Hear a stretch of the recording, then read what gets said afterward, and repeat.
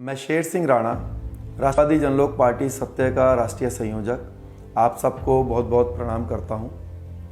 आज ये वीडियो बनाने का जो कारण है वो कारण ये है कि अपना झंडा अपने घर का महत्व बताना। सन 2016 में जब मैं तिहाड़ जेल से छूटकर आया तो हमारे समाज के अनेक संगठनों ने मुझे अपने अपने कार्यक्रमों में सम्मान करने के लिए बुलाना शुरू किया। पृथ्वीराज चौहान जी की समाधि अफ़गानिस्तान से लाने के कारण, और जब मैं ऐसे कार्यक्रमों में गया तो मैंने देखा कि जो हमारे युवा हैं, किसी से भी पूछते थे तो कोई अपनी पढ़ाई के लिए ग्रेजुएट है, कोई पोस्ट ग्रेजुएट है बताता था, किंतु जब नौकरी का नाम लिया तो नौकरी के नाम पे या तो बेरोजगार या फिर कोई बेचारा बम्बई में टैक्सी चलाता है, कोई दिल्ली में जो है चौकीदारी का काम करता है, कोई गुड़गांव में दरबान का काम करता है। तो मन में बहुत कष्ट हुआ और विचार किया कि ऐसा क्यों है, जब ये इतनी अच्छे से मेहनत से पढ़ाई करते हैं, माता पिता इनकी फ़ीस जमा करते हैं धन कमाकर ईमानदारी से, तो ऐसा क्यों है कि लगातार समाज के बच्चे बेरोजगार हो रहे हैं। फिर सन 2016 में ही हमने एक मुद्दे को लेकर समाज को जागरूक किया। पद्मावती फिल्म को लेकर हम लोग गए समाज के बीच में, पूरे देश के जितने भी सामाजिक संगठन थे उन्होंने प्रयास किया। कई हजारों बच्चों के ऊपर मुकदमे लगे और प्रयास किया कि फिल्म ना चले, किंतु फिर भी फिल्म जो है वो चल गई। फिर उसके बाद एक SC/ST कानून सुप्रीम कोर्ट के आदेश को पलट के केंद्र सरकार ने बनाया। पूरे समाज ने प्रयास किया, सड़कों पर प्रदर्शन करे कि ये जो अन्यायपूर्ण कानून है ये ना बने, किंतु वो कानून भी बन गया। उसके लिए हमने भी बहुत प्रयास किया। सहारनपुर से लेके आगरा तक एक यात्रा निकाली और गाज़ियाबाद में जब 16 दिसंबर 2018 को उसका समापन किया तो लाखों लोगों ने वहाँ पर जो है अपनी उपस्थिति दर्ज कराई, किंतु हम कानून वापस नहीं करा पाए। तो मेरे मन में ये विचार आया कि क्या कारण है कि सामाजिक रूप से पूरे समाज के सड़क पर उतरने के बाद भी, प्रयास करने के बाद भी हम सिर्फ मुद्दों को उठा पाते हैं लेकिन ये सॉल्व नहीं होते, इसका कोई रिजल्ट जो है वो पॉजिटिव नहीं आता, सिर्फ जागरूक करने के अलावा। तो जब मन में विचार किया कि ऐसा क्यों होता है, तो वो विचार रखने के लिए आज मैं आपके बीच में हूँ। देखिए, मेरा ऐसा मानना है कि हमारा कोई अपना झंडा नहीं है। 1947 से पहले और 1947 के बाद की जब हम बात करते हैं तो यहाँ पे दो तरह के तंत्र रहे हैं। 1947 से पहले का राजतंत्र और 1947 के बाद का लोकतंत्र। जब राजतंत्र था तो हमारे समाज के करीब करीब सभी झंडे हमारे समाज के ही थे और उस पर ब्राह्मणों का आशीर्वाद था, हमारे दलित, हमारे पिछड़े भाइयों का जो है उसमें सहयोग था और उसी को ही राम राज्य बोलते थे। सभी के साथ न्याय करते हुए वह लोग सभी के अधिकारों की रक्षा करते थे। लेकिन 1947 के बाद हमने कोई अपना झंडा नहीं बनाया, जिसका परिणाम ये हुआ कि समाज में लगातार असमानता और लगातार जो है झंझटबाजी जो है आए दिन क्रिएट हो रही है। तो अब आप सोच रहे होंगे क्या झंडा झंडा ये किए जा रहे हैं, तो आप इस पर खुद विचार कीजिएगा कि झंडा ना होने के कारण कितना बड़ा जो है हमारे साथ लगातार भेदभाव किया जाता है। देखिए, क्योंकि देश के अंदर अगर हम आज बात करें तो सभी लोगों का मुझे लगता है कि ये मानना होगा कि भारतीय जनता पार्टी की आज देश में सरकार है। किंतु मेरा प्रश्न ये है आपसे कि अगर भारत में भारतीय जनता पार्टी की सरकार है तो फिर इसमें रामविलास पासवान जी मंत्री क्यों थे, इसमें रामदास अठावले जी मंत्री क्यों हैं? क्योंकि हम सबको मालूम है कि जिसकी सरकार होती है उसी पार्टी के लोगों को मंत्री बनाया जाता है। तो रामविलास पासवान जी तो भाजपा के नेता नहीं थे, रामदास अठावले जी भाजपा के नेता नहीं हैं, तो फिर वो मंत्री क्यों थे? वह मंत्री इसलिए थे क्योंकि सरकार जो है वो भाजपा की नहीं है, सरकार है गठबंधन की और उस गठबंधन का नाम है NDA। अब इस NDA का मतलब क्या है? जो हमारे सुख दुख का फैसला करती है, जिसको हम भारत की सरकार बोलते हैं। तो इस NDA का मतलब है कि सबसे बड़े राजनीतिक दल के रूप में भारतीय जनता पार्टी और भारतीय जनता पार्टी के सहयोगी झंडों के रूप में, सहयोगी दलों के रूप में हमारे बिहार से पासवान भाइयों की लोजपा, बिहार से ही हमारे कुर्मी भाइयों का जेडीयू, उत्तर प्रदेश से हमारे निषाद जाति के भाइयों की निषाद पार्टी, उत्तर प्रदेश से ही हमारे पटेल समाज का अपना दल, हरियाणा से हमारे जाट भाइयों की जेजेपी, राजस्थान से हमारे जाट भाइयों की दूसरी आरएलपी, पंजाब से हमारे सिख भाइयों का अकाली दल और महाराष्ट्र से हमारे रामदास अठावले जी के नेतृत्व में रिपब्लिकन पार्टी। और ऐसे करके 48 अलग अलग जातियों और धर्मों ने जो अपनी अपनी पार्टियां बनाई हुई हैं, झंडे बनाए हुए हैं, उन सबके गठबंधन को हम एनडीए की सरकार बोलते हैं, जो करीब 6.5 साल से देश की सत्ता पर आसीन है। उससे पहले कौन था? उससे पहले था यूपीए। यूपीए का मतलब क्या था? जो 10 साल तक था प्रधानमंत्री मनमोहन सिंह जी के नेतृत्व में, कांग्रेस के नेतृत्व में। उसका मतलब था कि कांग्रेस के नेतृत्व में उत्तर प्रदेश से हमारे यादव समाज के भाइयों की समाजवादी, उत्तर प्रदेश से ही हमारे दलित समाज की बसपा, बिहार से हमारे यादव समाज भाइयों की दूसरी आरजेडी, उत्तर प्रदेश से हमारे जाट भाइयों की आरएलडी, हरियाणा से हमारे जाट भाइयों की इनेलो, जम्मू कश्मीर से हमारे मुस्लिम भाइयों की पीडीपी, महाराष्ट्र से हमारे मराठा भाइयों की एनसीपी। और ऐसे करके 58 अलग अलग जाति धर्म के लोगों ने जो अपनी अपनी पार्टी झंडे बनाए हुए हैं, उन सबके गठबंधन को हम यूपीए की सरकार बोलते थे। उससे पहले कौन था? उससे पहले फिर एनडीए था, अटल बिहारी जी वाजपेयी के नेतृत्व में। उसमें भी करीब जो है 68 या 70 के आसपास राजनीतिक दल शामिल थे। तो अब मेरा प्रश्न ये है कि चाहे आज की ये एनडीए की सरकार हो या पीछे यूपीए की हो या उससे पहले एनडीए की हो, क्या इसमें कोई ऐसा भी झंडा है, क्या कोई ऐसा भी दल है, कांग्रेस और भाजपा को छोड़ के जो राष्ट्रीय दल हैं, क्या ये क्षेत्रीय दलों में से कोई ऐसा है जिसका नाम सुनकर स्वर्ण जाति के मन में ये विचार आए कि ये हमारा है? मुझे विश्वास है कि आपके मन में सीधा आया होगा कि कोई नहीं है। तो अब कोई नहीं है, किंतु हमारा समाज किसी ना किसी राजनीतिक दल को सत्ता पर बैठाता है अपना वोट देकर, समर्थन देकर। तो मुख्य रूप से हमारे लोग भारतीय जनता पार्टी को वोट देते हैं। मोदी जी को भी प्रधानमंत्री बनाने में बहुत बड़ा सहयोग है। अब आप लोग ऐसा करते हैं तो मैं ये तो बोल नहीं सकता हूँ कि भाई आप गलत हैं। मेरे बुजुर्ग हैं, मेरे युवा हैं, मेरी माताएं बहनें हैं, तो कुछ सोच के करते होंगे। मोदी जी देश का, धर्म का काम करते हैं, ये सोचते होंगे। तो मोदी जी अच्छे आदमी हैं, ऐसा भी आपके मन में विचार आता होगा। अब क्योंकि आप लोग ऐसा सोचते हैं तो मैं भी ऐसा सोच लेता हूँ कि भाई मोदी जी बहुत अच्छे हैं। लेकिन जैसे ही मैं ऐसा सोचता हूँ तो मेरे मन में फिर क्वेश्चन आता है कि अगर मोदी जी बहुत अच्छे हैं तो फिर क्या कारण है कि हमारे खिलाफ जो है सुप्रीम कोर्ट का आदेश पलट के SC/ST कानून पास हो जाता है? क्यों हमारे बच्चे लगातार बेरोजगार हो रहे हैं? क्यों डंडे मार मार के हमारे समाज की इमेज को ख़राब करने के लिए जो है पद्मावती जैसी फिल्म बनाई और चलवा दी जाती है? तो जब मैं ये विचार करता हूँ तो मुझे लगता है कि क्योंकि ये रियलिटी है तो इस पर विचार होना चाहिए ना। तो हम विचार करते हैं कि ऐसा क्यों होता है, और यही बात मैं आपके सामने रखना चाहता हूँ।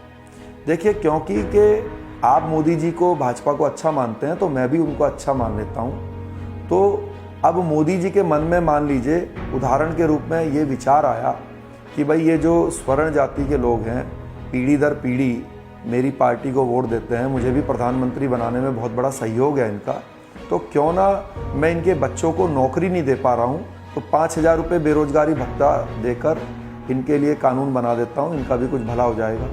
तो जब मोदी जी के मन में ये विचार आया तो मोदी जी ने अपने जो सचिव हैं उनको बुलाया और कहा कि भाई आप जो है अपने ये बेरोजगारी भत्ता देने के लिए फाइल जो है वो आप तैयार कीजिए। उसके बाद 2-3 दिन के बाद मोदी जी के मन में फिर विचार आया कि जो पाकिस्तान, चाइना है, हमारे देश को आए दिन बहुत परेशान करता है, तो क्यों ना हम पाकिस्तान को सबक सिखाने के लिए 25 फाइटर प्लेन राफेल के और ख़रीद लें। तो मोदी जी ने सचिव को फिर बुलाया और कहा भाई 25 फाइटर प्लेन खरीदने के लिए भी आप फाइल तैयार करो। 2-3 महीने बाद जब ये फाइल तैयार हो गई और मोदी जी के मेज पर आई, तो अभी तक तो ये फाइल है, कागज़ का टुकड़ा है। ये कानून में कैसे बदलेगी? कानून में बदलेगी जब इस पर ऑथराइज पर्सन के साइन होंगे। तो साइन हो इस पर और ये कानून बने, उसके लिए, क्योंकि सरकार किसकी है? सरकार है एनडीए की।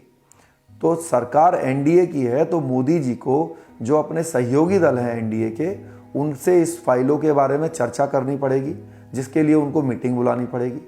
तो मोदी जी ने जो 48 पार्टियां हैं अपनी एनडीए की, उन सब की मीटिंग बुला ली चर्चा करने के लिए इन फाइलों पे। और वो लोग सामने बैठ गए और मोदी जी इधर बैठ गए जहां मैं बैठा हूं, मेरे बगल में राजनाथ सिंह जी बैठ गए, दूसरी तरफ योगी जी बैठ गए। आपने ऐसी तस्वीरें आए दिन टीवी में और अखबारों में देखते होंगे कि एनडीए की मीटिंग हुई। तो ये मीटिंग शुरू हुई, मोदी जी ने पहली फाइल उठाई और कहा कि देश की सुरक्षा के लिए हम 25 फाइटर प्लेन खरीदने का विचार कर रहे हैं। तो सभी ने ऐसे मेज थपथपाई, ताली बजाई और कहा मोदी जी खरीदिए, हम आपके साथ हैं। उसके बाद मोदी जी ने दूसरी फाइल उठाई और कहा कि हम 5,000 रुपये बेरोजगारी भत्ता स्वर्णों के बच्चों को देने का विचार कर रहे हैं। तो सबसे पहले वहाँ बैठे पासवान साहब ने कहा कि मोदी जी ये फाइल तो हम पास नहीं होने देंगे। उसके बाद जेडीयू का प्रतिनिधि बोला मोदी जी ये तो नहीं होने देंगे। उसके बाद निषाद पार्टी का प्रतिनिधि बोला मोदी जी ये कानून नहीं बनने देंगे। उसके बाद अपना दल वाला बोला, उसके बाद जेजेपी, उसके बाद आरएलपी, उसके बाद अकाली दल, उसके बाद रामदास अठावले जी, और एक एक करके सभी एनडीए के घटक दलों ने कहा कि मोदी जी अगर स्वर्णों के बच्चों को 5,000 रुपये बेरोजगारी भत्ता दिया तो हम एनडीए से समर्थन वापस ले लेंगे, सरकार को घेर देंगे। तो मैं ये जानना चाहता हूँ कि मोदी जी अपनी सरकार को बचाएंगे या फिर जो है आपके बच्चों को 5,000 रुपये देंगे। तो सीधी सी बात है, सरकार बचाएंगे। तो दूसरा क्वेश्चन ये आता है कि जो मोदी जी के बगल में बैठे हुए राजनाथ सिंह जी हैं या जो योगी जी हैं, ये मोदी जी का हाथ पकड़ के नीचे कर देंगे और कहेंगे मोदी जी सरकार को गिरने दीजिए, हम राजपूतों के नेता कहलाए जाते हैं और 5,000 रुपये हम स्वर्णों को दिलवा कर ही मानेंगे। तो ये मोदी जी के साथ मिलकर सरकार बचाएंगे या सरकार गिरने देंगे और 5,000 रुपये दिलवा के ही मानेंगे? इसका उत्तर भी मुझे लगता है सभी को मालूम है कि ये भी मोदी जी के साथ मिलकर सरकार बनाने में ही लग जाएंगे। तो अब पहला प्रश्न है कि ये जो 48 एनडीए के घटक दल हैं, इनको क्या प्रॉब्लम है? इन्होंने क्यों आपके बच्चों को 5,000 रुपये देने से वंचित किया? तो आंसर ये है कि जब आप अपने मन में विचार करेंगे, क्या उनमें से कोई आपका राजनीतिक दल है कोई जिसके लिए आपके मन में अच्छे विचार हों? तो उसका उत्तर था नहीं, आपका उनसे कोई लेना देना नहीं था। तो ऐसे ही उनका भी आपसे कोई लेना देना नहीं है। उन्होंने अपनी पार्टी, अपना झंडा इसलिए बनाया है अपनी जाति विशेष की तरक्की के लिए। आप वोटर हैं भाजपा के, मोदी जी के, और भाजपा और मोदी जी में इतना दम नहीं है कि ये आपको उन 48 अपने घटक दलों की ब्लैकमेलिंग से बचा लें, इसीलिए आपको कुछ मिलता नहीं है। अब प्रश्न ये है कि भाई हम इससे कैसे निजात पाएं, हम क्या करें कि हमारे भी बच्चों के अधिकार मिले? तो इसके दो तरीके हैं। इसका पहला तरीका है कि हम सब लोग मिलकर मोदी जी को इतना ताकतवर बना दें, इतना भारी बहुमत दें कि उनको इन 48 घटक दलों की ज़रूरत ही ना पड़े।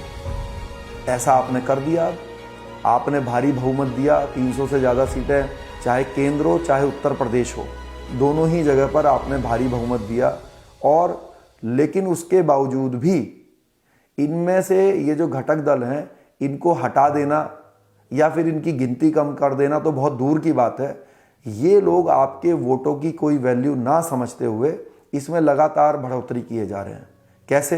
अभी जब 4-5 महीना पहले बिहार में चुनाव हुए तो भाजपा ने माझी समाज की हम पार्टी को अपना 47वां दामाद बनाया और जो मल्ला समाज की वीआईपी पार्टी है उसको जो है अपना 48वां दामाद बनाया। यानी कि पहले वहाँ पर 46 थे, अब 48 आपके अधिकारों को छीनने के लिए इन्होंने अपने साथ बैठा लिए। तो ये सोच कि भाई इनको मजबूत बना देंगे तो ये इस एनडीए को ख़त्म करके सिर्फ राष्ट्रीय पार्टी की सरकार बना देंगे, तो ऐसा तो संभव नहीं है। हो सकता है अगली 2022 में उत्तर प्रदेश में इनको ज़रूरत पड़े तो अपना 49वां दामाद जो है ओवैसी को बना लें, क्योंकि इनको तो सत्ता का सुख भोगना है, सत्ता हासिल करनी है। तो कोई वो तो है नहीं कि भाई कोई विचारधारा हो। अब बात ये आती है कि ये चीज़ जब सक्सेस नहीं हो रही है तो हम क्या करें? तो इसका दूसरा तरीका ये है कि जहाँ पे ये 48 पार्टियों के प्रतिनिधि बैठे हैं, हम भी उन 48 की तरह अपना झंडा बनाएं और 49वां वहाँ जाकर बैठ जाएं। और जब मोदी जी कहें कि हम देश की सुरक्षा के लिए 25 राफेल विमान खरीदने का विचार कर रहे हैं, तो हमारा प्रतिनिधि कहे कि मोदी जी 25 क्यों, हम तो जो है हमारे पूर्वजों ने तो देश के लिए अपना खून बहाया है, आप 25 की क्या बात करते हैं, आप देश की बात कर रहे हैं, आप 50 खरीदिए, हम आपके साथ हैं।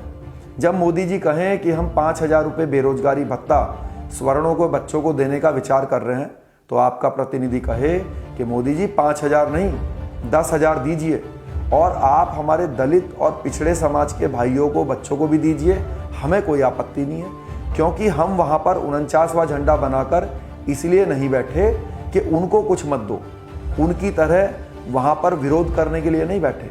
हम तो वहाँ पर मजबूरी में इसलिए बैठे हैं कि जब वो 48 हमारे बच्चों के अधिकारों को सांप बन के डसने का प्रयास करें, तो हमारा जो प्रतिनिधि है उनको लाठी से उनके फन को शांत करे और कहे कि भाई तुम भी लो और हमें भी अपना अधिकार को लेने दो। जब मोदी जी कहें ऐसी मीटिंग में जब कि हम 10 दिन के बाद राम जी का मंदिर बनाएंगे, तो आपका प्रतिनिधि कहे मोदी जी 10 दिन बाद क्यों, आप अभी बना लीजिए, हम आपके साथ हैं।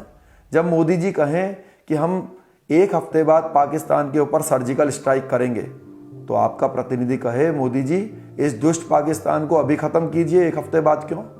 तो अभी तक हमारा समाज जो मोदी जी या भाजपा को सिर्फ इसलिए वोट देता है कि वो देश की धर्म की बात करते हैं, तो जब आप अपने झंडे के साथ वहाँ बैठेंगे तो आपने देश का भी काम कराया, धर्म का भी काम कराया, और अपने बच्चों के अधिकारों को सुरक्षित करते हुए उनके अधिकारों को लिया, 5,000 रुपये बेरोजगारी भत्ता भी प्राप्त किया।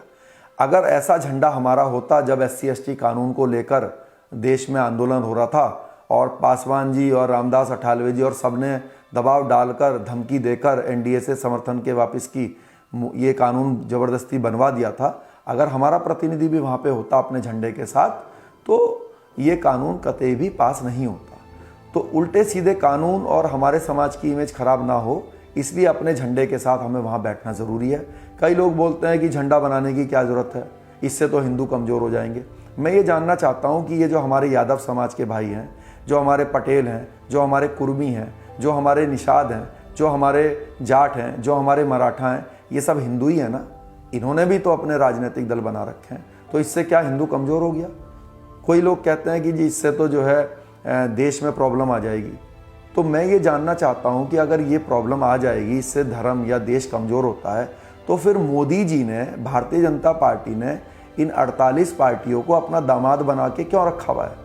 आप जो है इनको NDA से धक्के मार के बाहर निकालो, आपके पास तो पूरा तरह से समर्थन है, चाहे केंद्र हो चाहे उत्तर प्रदेश हो, तो आपको इनकी क्या ज़रूरत है।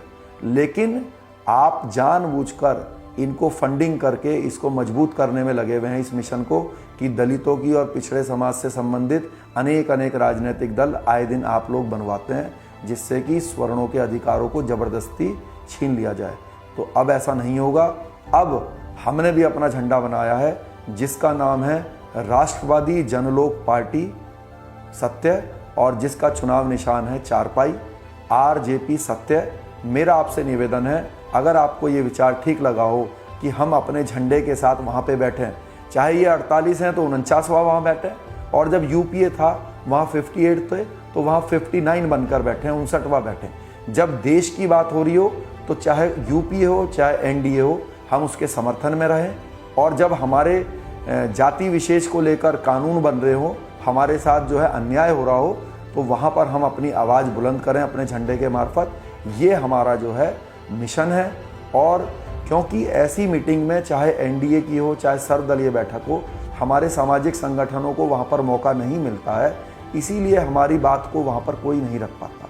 इसीलिए हमने ये राजनीतिक झंडा बनाया है, जिससे समाज के बच्चों का उपकार हो, उनको न्याय मिले और सभी जाति सभी धर्मों का अच्छा हो। क्योंकि इस झंडे को बनाने का जो मकसद भी है और जो इसका एक लाइन है वो ये है कि ना किसी जाति धर्म के अधिकार को छीनेंगे और ना किसी को अपने अधिकार को छीनने देंगे। इसी के साथ बहुत बहुत धन्यवाद। जय हिंद, जय राष्ट्रवादी जनलोक पार्टी सत्य, जिंदाबाद। नमस्कार।